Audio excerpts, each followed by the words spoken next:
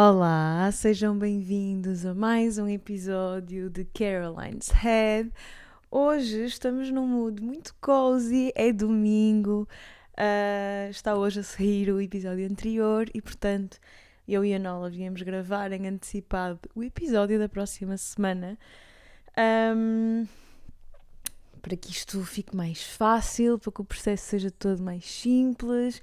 E eu adoro gravar ao domingo, porque sinto que, sendo este podcast assim um espaço de acolhimento, onde, já disse 1000 vezes, falamos sem tabus, um espaço seguro, eu acho que não há dia com maior sensação de casa, de conforto, do que domingo. Hoje está um dia muito feio, ainda por cima, mesmo cinzento. Então, olhem, nem me calcei, estou num mood mais cozy e venho falar convosco de um tema que parte de outra questão de uma seguidora. Fiz isto no episódio anterior e tinha aqui ainda uma ou duas questões que queria abordar, portanto, hoje vamos partir novamente de uma questão de uma seguidora e de alguns pontos que eu já tinha preparado para este episódio e para conversarmos um bocadinho. Então, a pergunta que eu recebi e que, na verdade, eu sinto que este é daqueles temas que eu vou sempre falando aqui no pod, é muito sobre isto que vamos falando repetidamente, mas é como ultrapassar a sensação de que estamos atrasados na vida.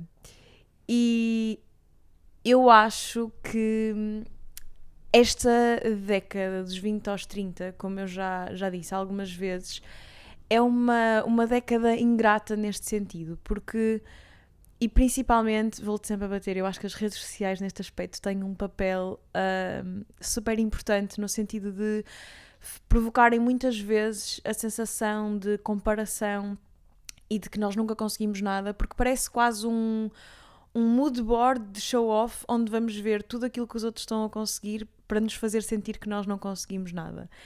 E se por um lado eu acho que a ideia de quem partilha, e falando de alguém que partilha muito, é inspirar, é partilhar, é, sei lá, é no fundo deixar para o mundo coisas que nos deixam orgulhosos e tentar motivar alguém a se tenha um sonho parecido fazer o mesmo e mostrar que é possível.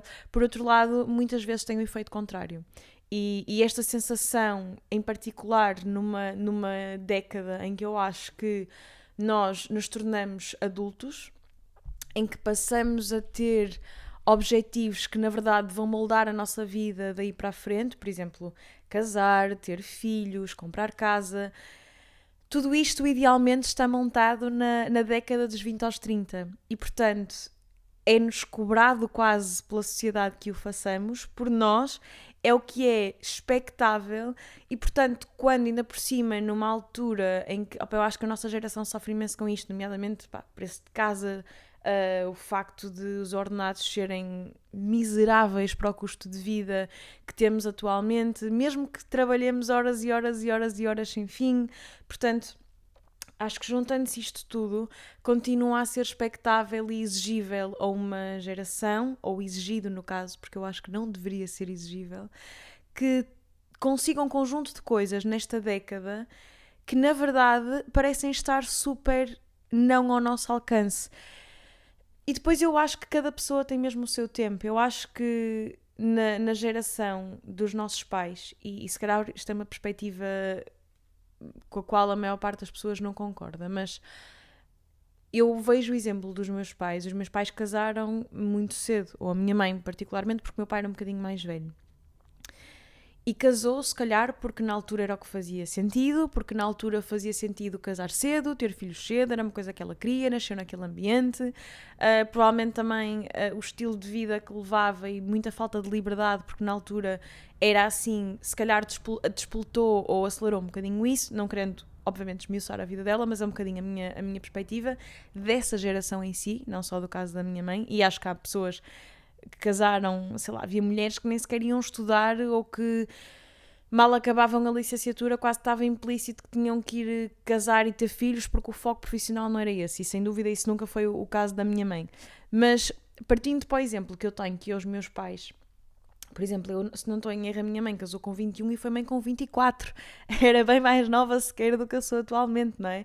E eu não me sinto minimamente preparada. Portanto, eu imagino que na altura, por mais que ela quisesse e que fosse o suposto e que depois houvesse mais condições do que eu acho que há atualmente, sem dúvida nenhuma, para isso, obviamente era muito nova.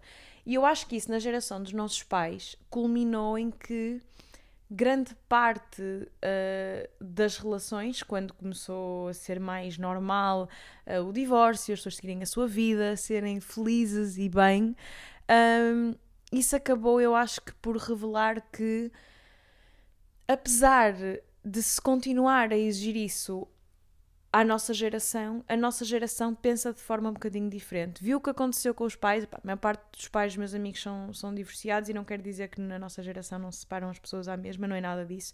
E ainda bem que se separam, porque antes de se separarem do que viverem infelizes, mas eu acho que nós temos uma ideia e é-nos exigido um compromisso e uma realização dos 20 aos 30 que é, opa, às vezes é destrutiva até, porque eu não me imagino, por exemplo, no papel da minha mãe, e voltando a esse exemplo, ela casou com 21 e eu pensar, eu ter casado com 21 era uma desgraça olímpica, não é? Primeiro nem havia condições, mas o que seria eu ter casado aos 21? Ainda bem que nunca casei aos 21, ainda bem que não casei aos 25, estão a perceber? Ou aos 26. E portanto, eu acho que é fácil nós sentirmos atualmente este atraso face ao método de comparação em gerações anteriores para começar, porque efetivamente é muito difícil à nossa geração conseguir estas coisas.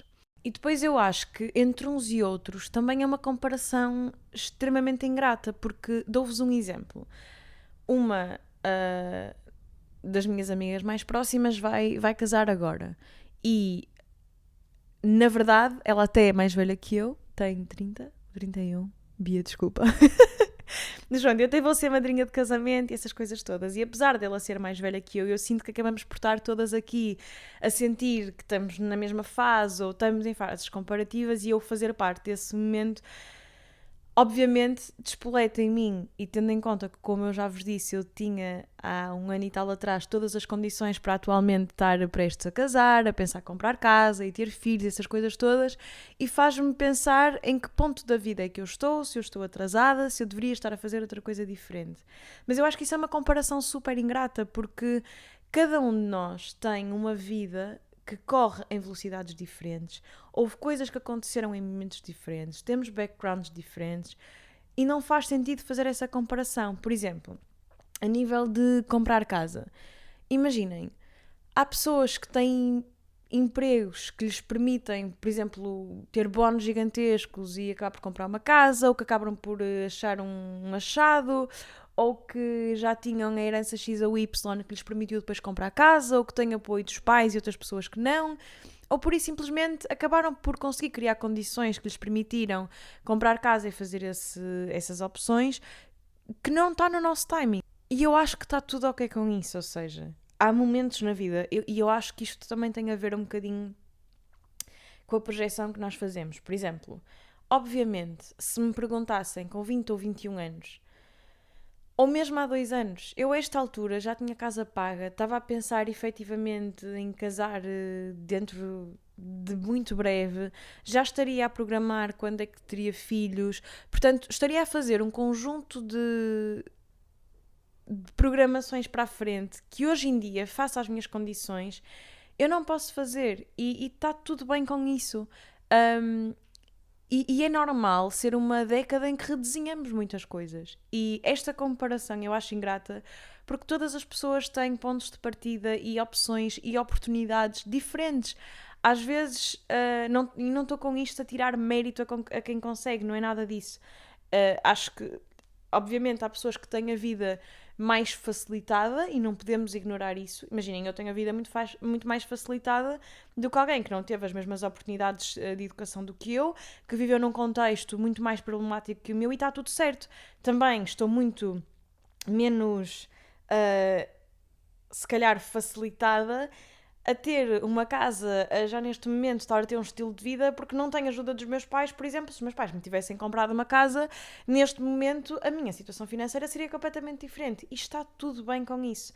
Agora, não podemos é estar sempre nessa comparação, porque obviamente não é comparável e, por um lado, e já falamos disto muitas vezes, essa comparação é boa, nós olharmos para uma pessoa que tem mais do que nós e querermos aquilo e motivarmos-nos por isso, mas a comparação no sentido mais pejorativo não deve ser feita e ninguém está mais atrás, cada pessoa tem o seu timing. Obviamente, pá, às vezes também me revolta eu pensar, fogo com 20 quase 27 anos, ainda não tenho uma casa, ainda não consegui comprar a minha casa, percebem? Não estou nada com a perspectiva que eu idealizei ter com a minha idade. Ok, isso pode ser verdade, mas o que é que eu já consegui? E é sempre fazer este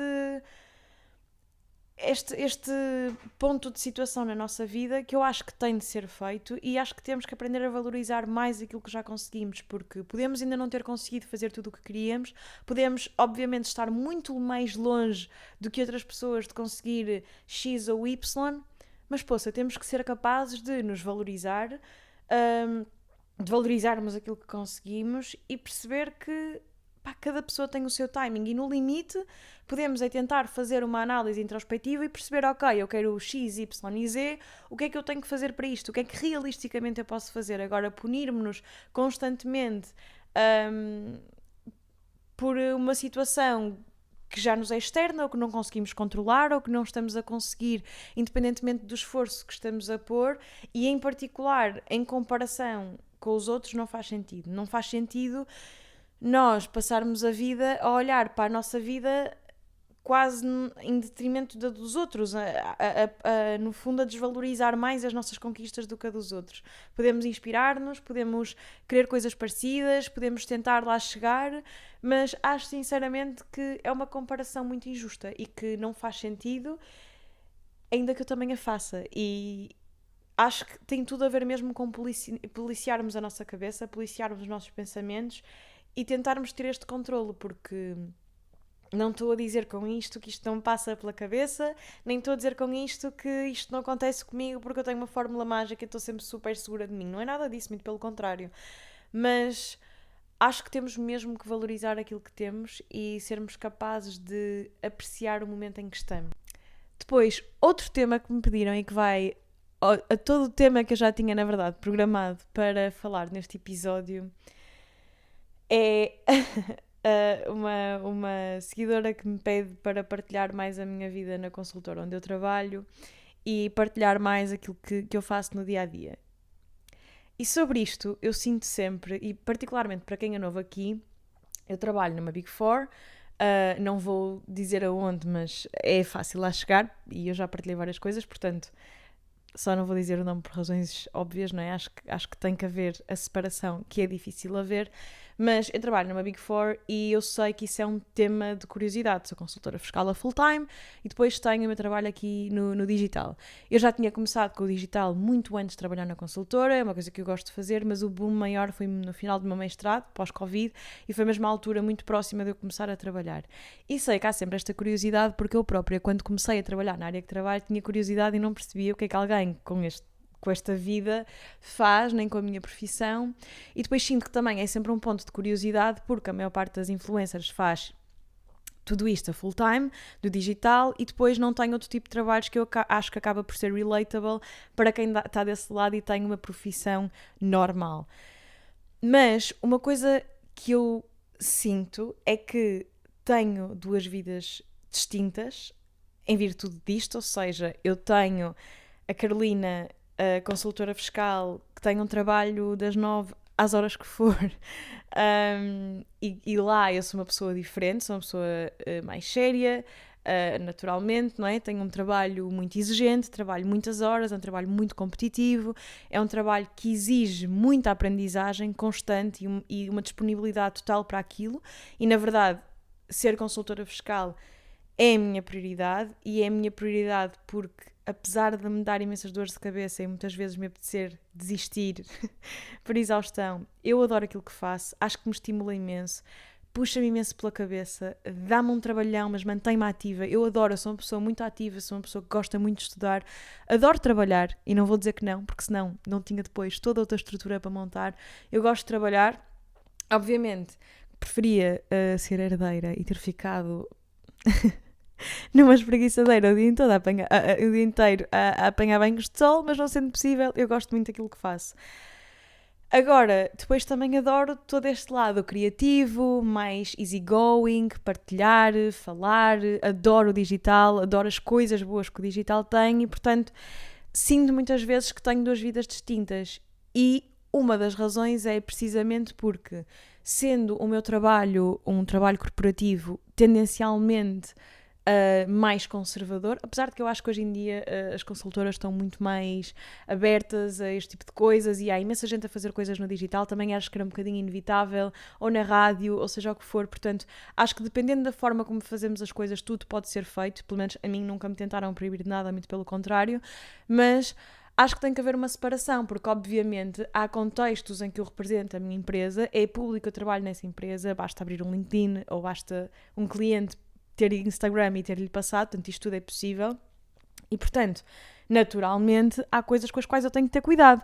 Uma delas, e apesar de eu achar, voltando ao início, que era super interessante partilhar, porque acho mesmo que a maior parte das pessoas, e pelo menos quando eu comecei a trabalhar era a minha realidade, e é das perguntas que eu mais recebo, não fazem a mínima ideia do que é que um consultor fiscal faz, não fazem a mínima ideia de como é que é a vida numa consultora, numa Big Four, como é que funciona, o que é que se faz. E é giro, efetivamente, tenho coisas muito giras para se partilhar, apesar de que eu acho que é difícil e desinteressante partilhar, porque também depois nunca se pode partilhar informação a mais, e é um bocado isto, se este é um meio um bocado mais conservador, implica muita informação sensível, é difícil partilhar.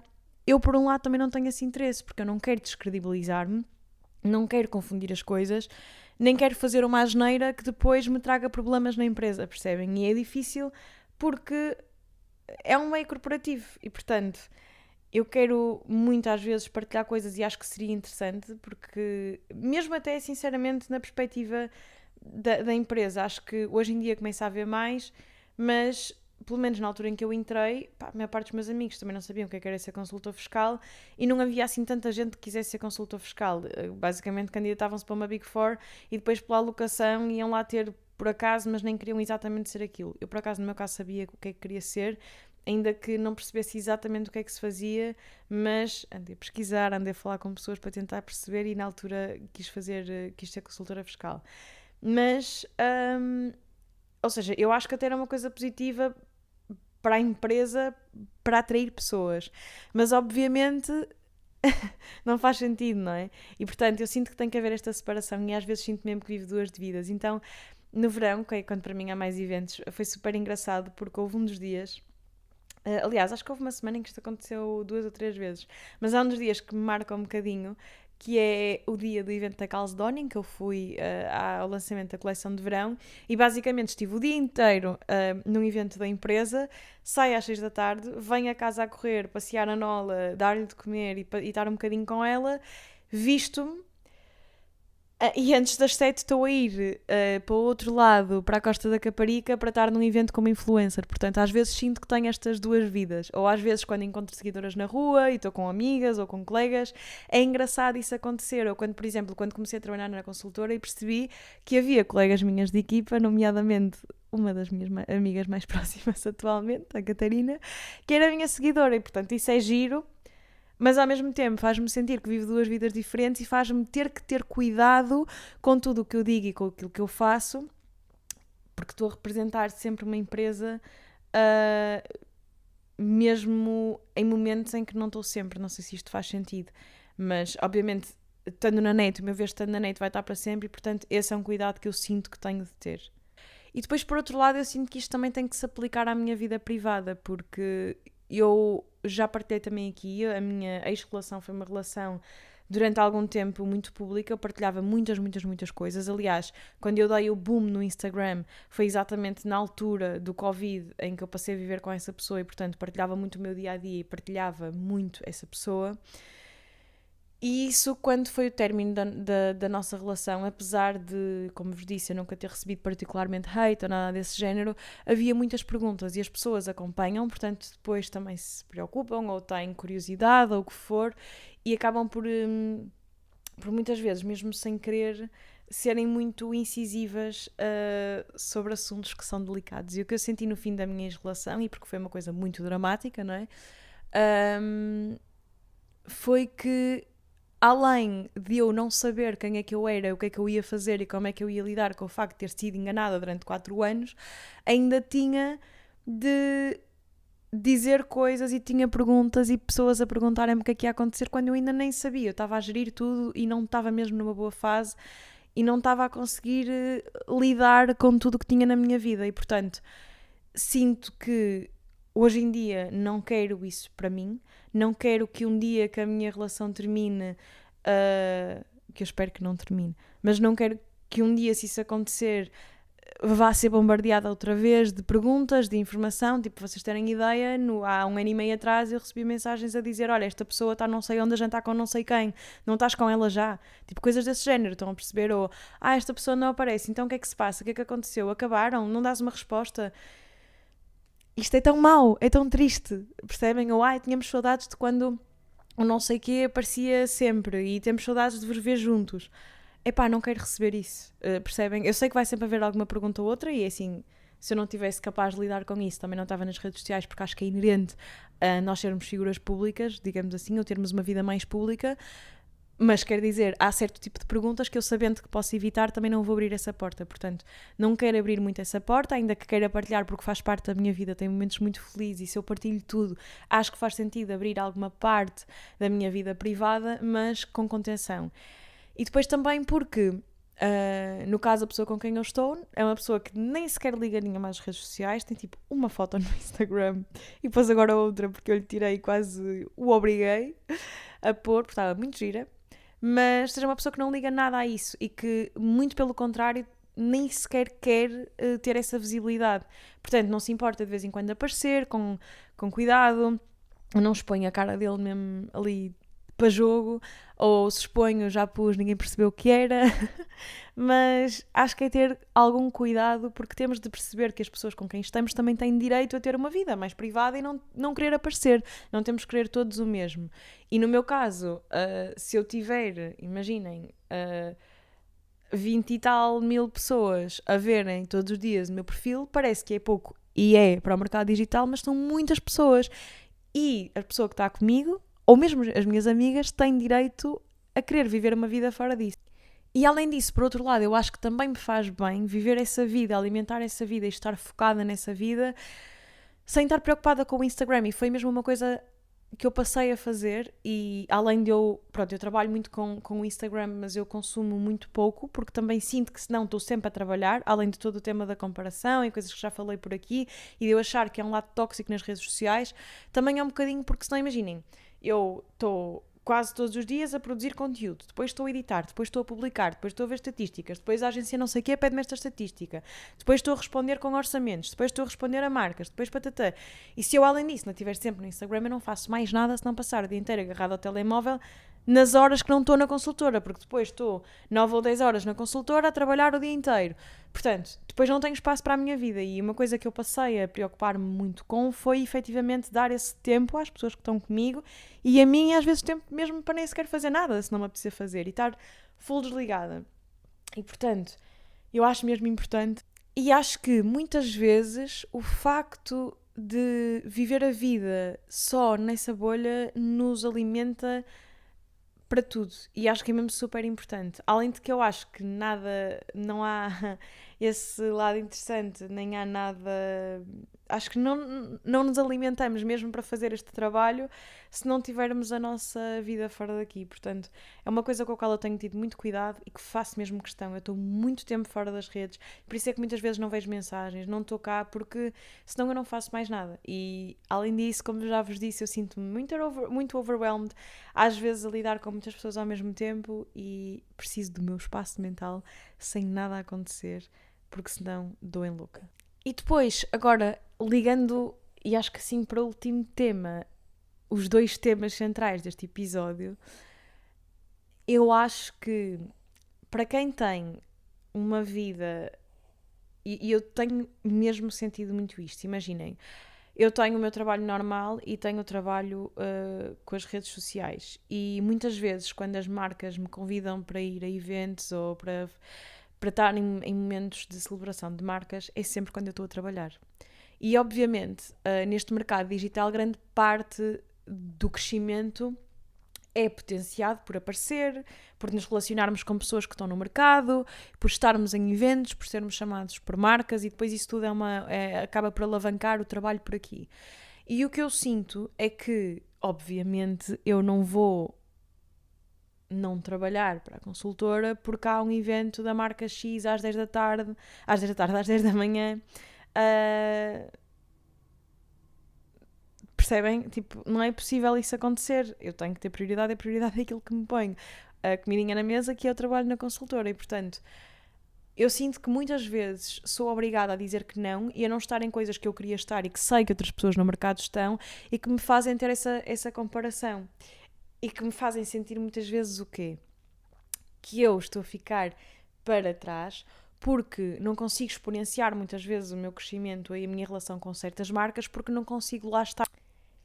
E eu acho que este, se calhar, é o ponto em que eu não consigo tanto ter o espírito que vos falei agora de termos noção daquilo que conseguirmos, das nossas circunstâncias, irmos fazendo esta análise, porque é mesmo difícil, porque aqui eu fico mesmo para trás sem conseguir fazer grande coisa sobre isso, ou seja, eu esforço-me muito para estar, quando, por exemplo, um evento é às 6h30 ou às 7, se calhar eu começo a trabalhar muito mais cedo, ou não faço hora de almoço, ou venho do evento e trabalho à noite, porque tenho essa permeabilidade. Mas apesar de eu atualmente ter alguma flexibilidade no meu trabalho, eu não me sinto confortável a deixar de trabalhar na consultora porque vou às 10 da manhã a um evento. Não vou fazer isso. E portanto sinto muitas vezes que fico para trás nisto e que é mais difícil para mim alavancar. E tenho sempre esta comparação e acho que se por um lado torna interessante as pessoas seguirem por ser mais relatable, por ter um trabalho normal, por continuar a ter este lado, às vezes sinto-me um bocadinho para trás. E tenho que me tentar lembrar de que, pá, ainda assim, atendendo a todo o trabalho que eu tenho numa consultora, ao que eu treino, a ter a Nola, a vida louca que eu tenho, eu conseguir ter um trabalho extra é uma grande coisa. Eu ter conseguido criar um podcast é uma grande coisa. Eu ter conseguido pagar esta estrutura é uma grande coisa e vai ser sempre uma grande coisa e pode demorar, mas tenho que acreditar que se valer a pena e se não valer, ao menos eu tentei e investi tempo a fazer uma coisa que eu gosto, que pode não ter dado tantos frutos, é pena, mas que efetivamente eu fiz uma coisa que eu gosto. Ou então perceber que tenho o meu tempo e que é o que é e que não há nada a fazer e que já é alguma coisa. Efetivamente, eu estar-me a dedicar a uma coisa que é um sonho, é uma coisa que eu gosto de fazer. Porque este podcast em particular é uma coisa que eu adoro fazer, comunicar nas redes sociais é uma coisa que eu adoro fazer, tenho pena de não ter mais tempo para ir fotografar lookinhos, que era uma coisa que eu fazia mais antes, mas tento fazê-lo de outra forma. E é uma grande coisa ter criado isso tudo com o trabalho que eu tenho e com a rotina louca que eu tenho e conseguir manter tudo. Mas obviamente não posso mentir que isso às vezes me traz alguma frustração e traz, portanto eu percebo perfeitamente o que é nós querermos muito uma coisa e muitas vezes não ser possível. E ainda assim, e trabalhando nisto tudo, olhem, eu também não tenho uma casa comprada ainda, está longe de acontecer, estou a ver se é possível, mas é difícil. Faltam muitas coisas por fazer e tenho muitos sonhos que ainda não consegui. E o tempo, eu queria tanto ter mais tempo.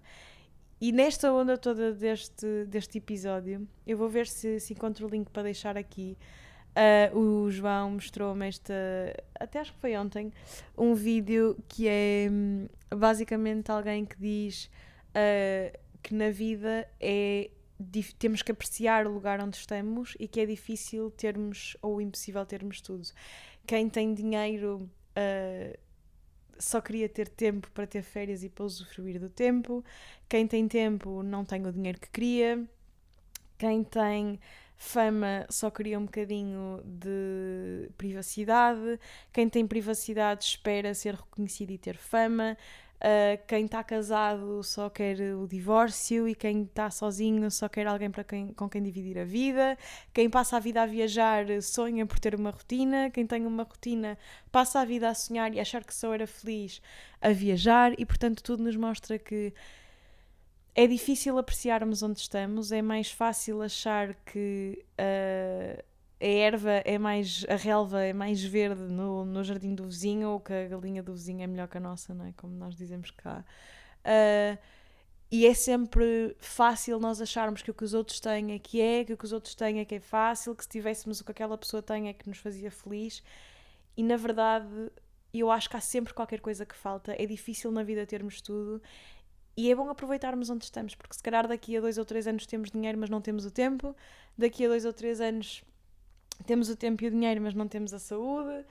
E neste momento, se calhar, temos a saúde e o tempo e não temos o dinheiro, e está tudo certo com isso. E por acaso, olhem, numa nota mais pessoal, e para terminar o episódio, há uma comparação que eu vos posso fazer, e já falei disto há uns tempos com uma amiga minha, que é, durante muito tempo eu senti-me muito desconfortável com o meu corpo. Eu tenho um peito muito pequenino, isso era uma coisa que sempre me incomodou muito, e eu não me achava sexy, não me achava bonita, e achava que o sexo oposto nunca me ia achar assim tão interessante, porque eu não tinha isso, porque não me achava nada de especial. E achava sempre que numa sala cheia com outras mulheres e com outras amigas minhas, nunca ninguém ia reparar em mim. E depois percebi ao longo do tempo que, além disso não ser verdade, e que há coisas muito mais importantes do que isso, é irrelevante. Porque depois houve uma altura em que pensei, ok, as maminhas não vou pôr, não consigo, não tenho dinheiro agora.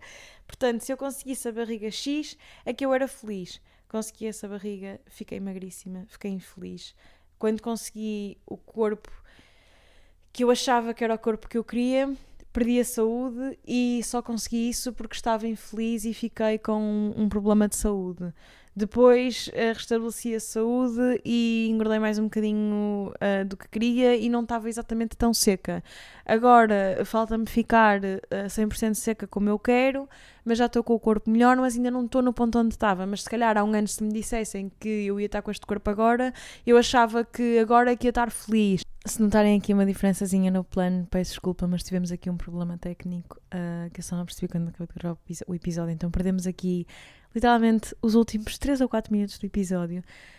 Mas eu estava a dizer que basicamente, se há um ano me tivessem dito que eu ia estar com o corpo que estou agora, eu achava que isso é que me ia fazer mega feliz e que eu ia ter tudo o que queria, e continuo agora a achar que me faltam imensas coisas. Portanto, acho que é mesmo importante nós aprendermos a usufruir do momento em que estamos, daquilo que conseguirmos, fazermos sempre esse momento de introspecção, o que não significa que também que isso seja um processo fácil e uma tarefa fácil e que toda a gente consiga. Eu também não consigo, estou a falar disso agora, mas para mim também é difícil. Mas acho que é importante pararmos para apreciar o que temos e sermos felizes com o que temos, porque há sempre qualquer coisa que vai faltar. De recomendação deste episódio, e chegando assim ao final, olhem, posso-vos recomendar 2 coisas que eu faço. Aliás, uma eu faço, adoro, alimenta-me a alma, estou farta de partilhar e passando a publicidade. Mudou completamente a minha vida desde que eu comecei a lá ir. E a outra, vou experimentar agora, é um plano muito giro, muito girly, muito aesthetic, muito fit girl, e que ainda não experimentei, mas para a semana dou-vos o meu feedback. O primeiro, se vocês não sabem, não me conhecem, é o Studio Rise. É assim, nesta onda, na minha vida mais saudável, é uma coisa que eu adoro. Não vos sei dizer o quanto aquilo alimenta a alma. Eu sei que a maior parte das pessoas já experimentou aulas de cycling, vão-me dizer que já experimentaram, que não amam. Não. Se vocês não foram ao Studio Rise, vocês não podem falar do que é o Soul Cycling. É um estilo de cycling incrível, não tem nada a ver com as aulas convencionais, é às escuras, a música é incrível. Depois, dependendo do professor, a vibe, vocês têm de ir, alimenta a alma, e eu adoro mesmo, adoro, fora de brincadeiras. E depois o que vou experimentar esta semana é o Reformer Pilates. Vou experimentar no Prescription com a minha amiga Bia. E olhem, estou mega excited, quero muito experimentar e quero muito passar a fazer outro tipo de atividades que me permitam também sentir que não estou só a fazer ginásio, essas coisas todas. Portanto, e acho que, olhem, é uma ótima oportunidade para fazer coisas com amigas, para quem tem assim uma rotina mais rígida, fazer coisas com amigas e ao mesmo tempo estar dentro desta vida, não ser tudo só copos e etc. Que na verdade tenho que confessar que eu tenho um bocado de saudades, vem aí o verão. vai ser mais difícil. Mas pronto, sem a brincar, mas a falar a sério, pá, o Studio Rise eu sinto mesmo que, olhem, quando eu estou com estas questões todas na minha cabeça e estou em dias de merda, o que eu faço é, vou para lá, vou me exercitar, vou alimentar a alma e sinto que saio sempre de lá com muito mais energia do que entrei, depois fico toda rota, mas sinto-me mesmo tipo um boost de energia. E a prescription vou experimentar e no próximo episódio dou-vos feedback, mas fica aqui a minha recomendação.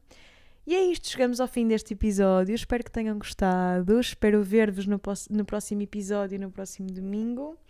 E Baby Nola vai dizer adeus. Adeus. Até ao próximo domingo. Tchau.